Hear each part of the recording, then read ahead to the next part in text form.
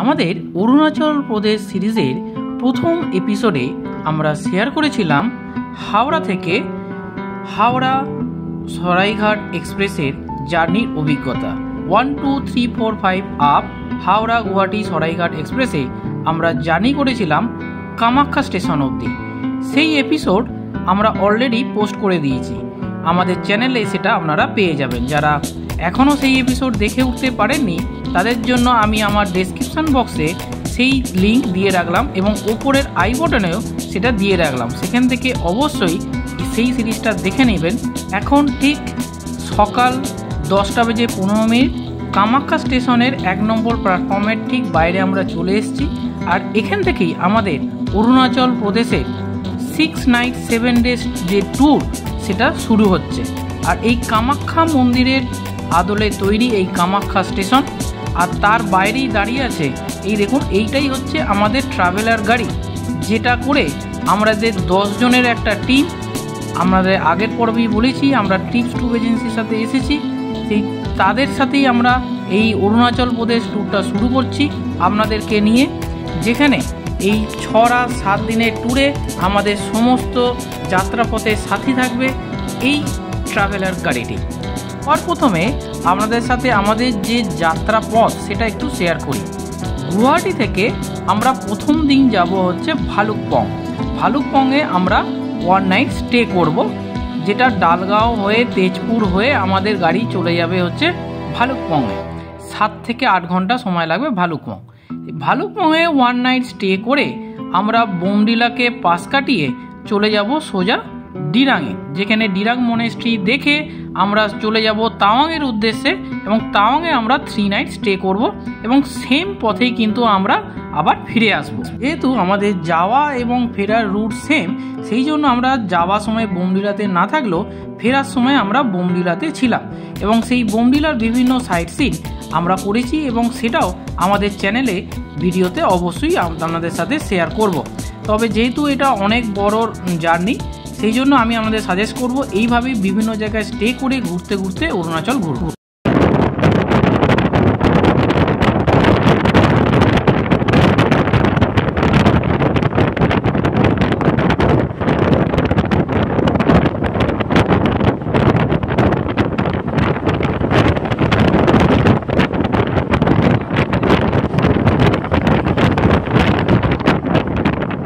আমরা অরুণাচল প্রদেশ যাওয়ার জন্য প্রথমে হচ্ছে কামাখ্যা স্টেশন থেকে আমরা যে গাড়িটা বুক করেছিলাম, এটা একটা ট্রাভেলার গাড়ি। আমরা অ্যাকচুয়ালি একটা এজেন্সির সাথে আমরা ট্যুরটা করছি, ট্রিপস ট্যুর এজেন্সি, তার ডিটেলস আমি আপনাদের দিয়ে দেবো।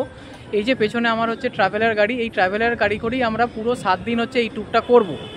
তো প্রথমে আমাদের টার্গেট আছে যে ডে 1 আমাদের টার্গেট আছে যে আজকে আমরা ভালুকপং অবধি চলে যাব, কারণ ভালুকপংয়ের ওপর থেকেই হচ্ছে পাহাড় শুরু হয়ে যাবে। তো ভালুকপং এটা অনেকটাই ডিস্টেন্স, প্রায় 7 থেকে 8 ঘন্টা সময় লাগবে। ইনিশিয়ালি আমরা তেজপুর যাব, তেজপুর গিয়ে ওখানে যদি আরও টাইম পারমিট করে তাহলে আমরা ভালুকপং অবধি চলে যাব, দেন আমরা যাব হচ্ছে দিরাং। তো আবার লাঞ্চের সময় আপনাদের দেখাবো কীরকম এখানে লাঞ্চ পেলাম না পেলাম, সব কিছু ডিটেলসে শেয়ার করব, যাতে আপনারা আসবেন কোনো অসুবিধে না হয়। এবং আরেকটা ইনফরমেশান দিয়ে রাখি, আমরা এই যে ট্রাভেল এজেন্সির সাথে করছি, আপনারা যদি সেটা না করতে চান তাহলে আপনারা কিন্তু গুয়াহাটি স্টেশনে নামবেন। গুয়াহাটি স্টেশন থেকে কিন্তু আপনারা ভালুকপং অথবা দিরাং আসার জন্য শেয়ার গাড়ি পেয়ে যাবেন, যার ফেয়ার ওই মোটামুটি 1200 থেকে 1500 টাকা লাগবে পার হেড। আর আপনারা যদি সেটাও না করেন তাহলে আমি ডেসক্রিপশান বক্সে একটা লিঙ্ক দিয়ে দেবো, সেই লিঙ্কে এখানে বাস সার্ভিস আছে তাওয়াং অবধি আসার জন্য, একদম ডিরেক্ট তাওয়াং। ওভারনাইট জার্নি, 18 থেকে 19 ঘন্টা সময় লাগে। প্রত্যেক দিন এভরিডে বাস সার্ভিস আছে, আপনারা সেই বাসে করে কিন্তু ডাইরেক্ট তাওয়াং চলে আসতে পারেন।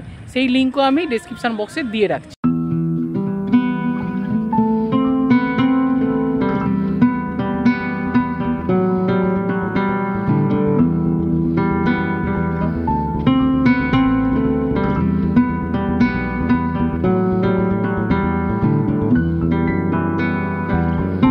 তো বন্ধুরা, আমরা এই মুহূর্তে লাঞ্চ করতে চলে এসেছি, এখন ঘড়িতে বাজে ঠিক 1:30।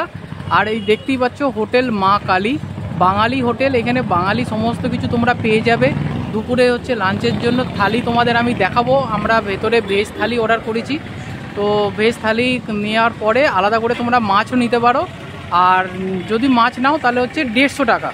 তো 150 টাকা থালিতে কি কি পাওয়া যাচ্ছে সেই সমস্ত কিছু তোমাদের আমি ভেতরে গিয়ে খাবার দিলে তোমাদের সাথে আমি শেয়ার করছি। আর হোটেলের জায়গাটা দেখে নাও, ফকিরপাড়া নিয়ার খারুপেটিয়ার টাউন। মানে এটা হচ্ছে তোমাদের যদি তোমরা তেজপুরের দিকে যাও তাহলে এটা পড়বে। তো খাবার খেয়ে তারপরে তোমাদের আমি রিভিউটা দেবো। দেখো প্রথমেই তোমাদের বলি, আমরা আজকে এসেছি হচ্ছে মা তারা একটা হোটেলের রাস্তার পাশেই হোটেল, যেটা তেজপুর যেতে গিয়ে পড়ছে। আমি হোটেলের বাইরেটা তোমাদের আগেই দেখিয়েছি।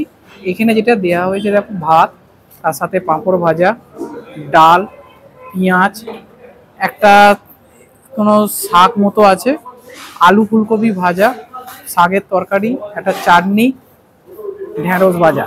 আর এর সাথে আমরা মাছও অর্ডার করেছি, তো মাছও আসবে।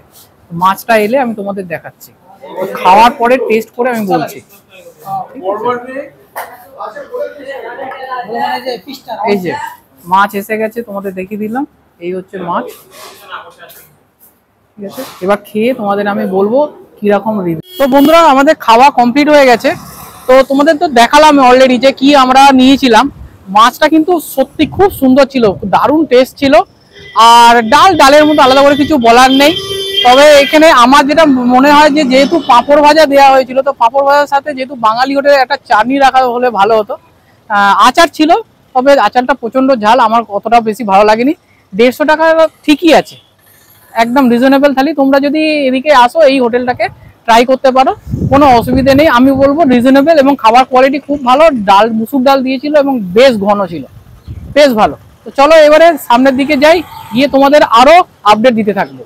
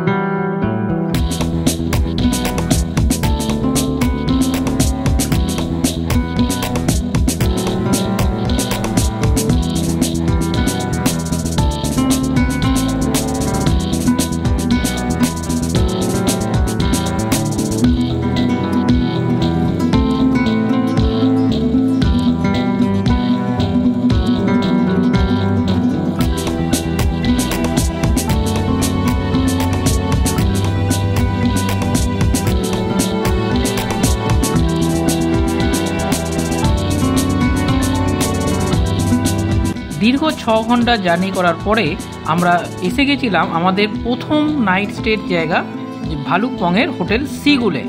তো হোটেলটা তোমাদের একটু দেখিয়ে দিই, তারপরে কথা হচ্ছে।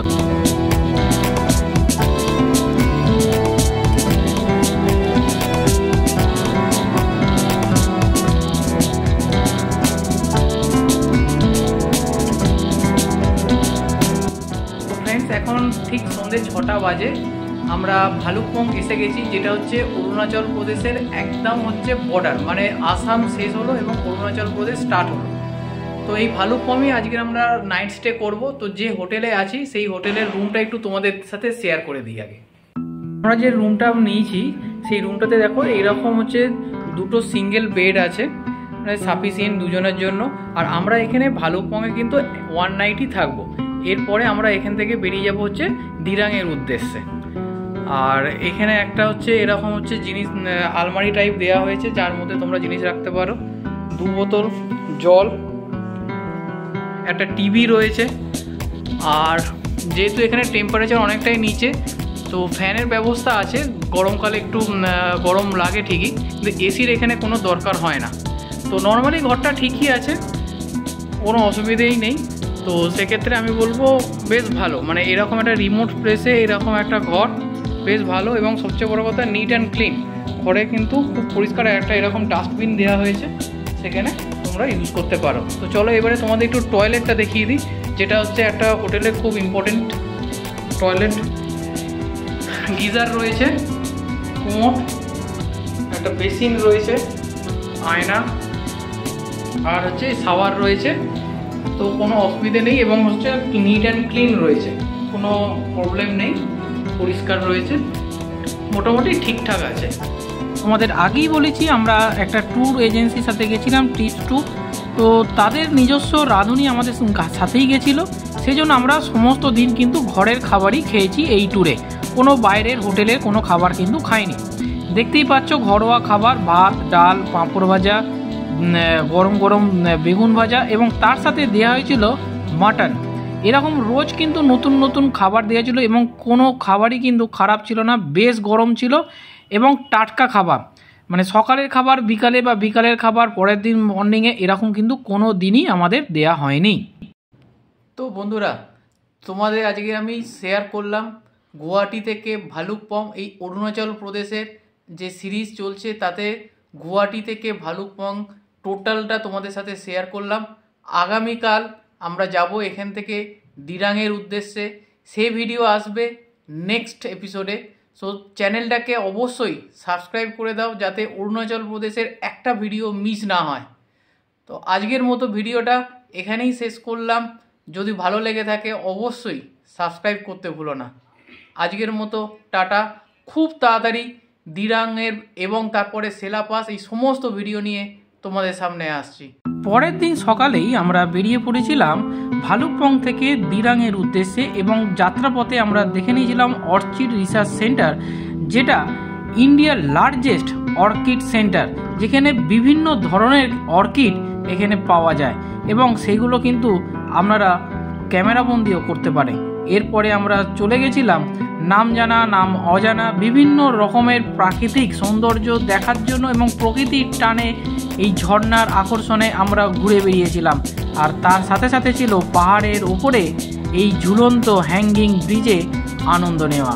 তো আজকের মতো এটুকুই।